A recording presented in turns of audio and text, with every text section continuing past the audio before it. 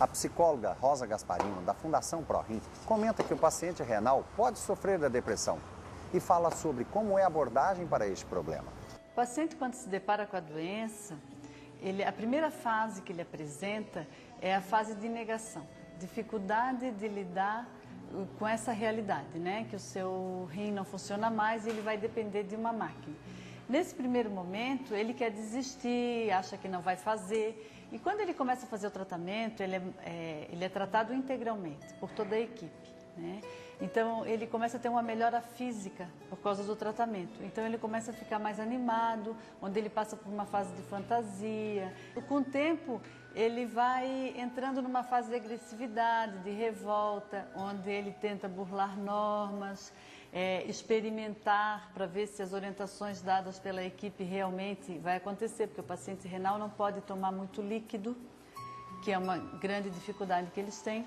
E com o tempo e com o suporte de toda a equipe, né, e principalmente da psicologia, que vai trabalhar os sentimentos, a autoestima, o paciente começa a se deparar que aquele paciente que se cuida, que segue as orientações direitinho, vai ter uma melhor qualidade de vida. Então o paciente entra numa fase de aceitação e ele começa a lidar melhor, começa a seguir as orientações. Nem todos os pacientes passam pelas 4 fases e nem todos chegam à fase de aceitação. Tem pessoas que têm uma dificuldade muito grande de lidar com a doença, mas a maioria dos nossos pacientes chegam na fase de aceitação.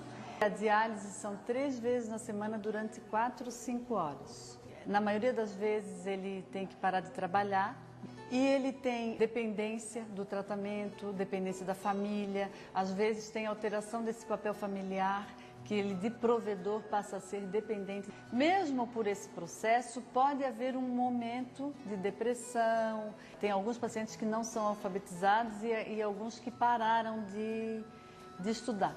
O paciente recebe aula, né, antes de entrar em diálise, no mesmo dia que ele vai fazer esse tratamento.